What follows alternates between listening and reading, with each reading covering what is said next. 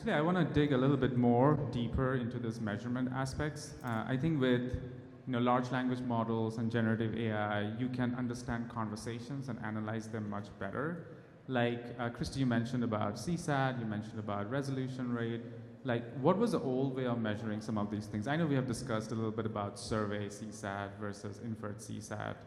What are your thoughts about one versus another, and also like culturally? Like, I know it might be hard to, hey, there is this new metric. Forget about this 10-year-old metric that we have been measuring. Like, but everyone is wired like that. Like, how do you make that cultural shift?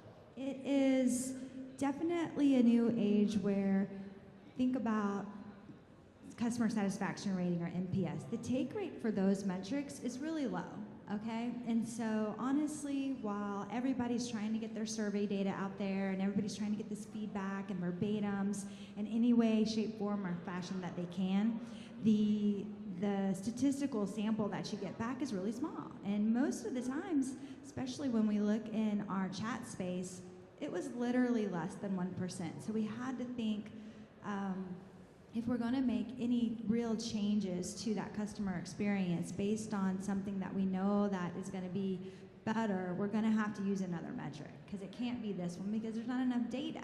So luckily, I've got Cuein in my corner, and we've got a new metric that is more like an inferred CSAT, and we talk about sentiment. We've got mood, and there's other metrics that we can now sit on top of 100% of our interactions, not rely on somebody who has a feeling at the moment to maybe take a few minutes to take a survey because they're either really happy or really upset. And this gives a lot more value to us in terms of not only how the agent impacted that inferred CSAT, but what the trigger words and the feelings of that member and that person that was interacting with us also contributed. So much more powerful metric here.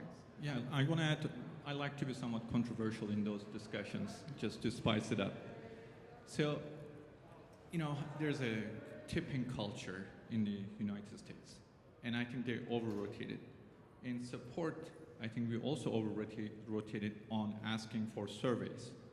Like, every time we ask a survey, and I go like, why are we asking them? Why don't we know how we service? And on the return rates on the service, in B2B, we get about 5% in our support department. That means 95% of the time, we don't know what they are thinking. And then I like to ask the leaders, like, okay, you get 5%, 1%, 10%. My follow-up question is, what's their sentiment when they took that survey? And your answer will be either they are extremely happy or they are extremely upset. So now you are measuring two extremes, and you are running your support departments on two extreme data points and not on the general service. So that's my take on that. Now, case closure, it's another topic that I'm passionate about. When I first come to support teams, I tell them, we're going to stop measuring case closure.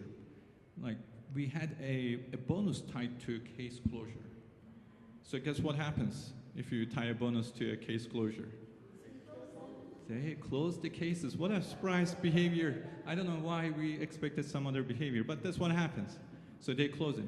But are they resolving a case? I don't know. Maybe, maybe not. But when you handle hundreds of cases a day, how are you going to check those?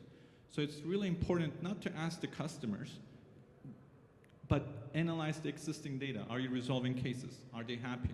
And I actually am going to advocate, yeah, you should talk to customers, but not about the obvious stuff that you should know, but what can we do for them? Like, if they were in charge of support department, what are some of the things they like to see?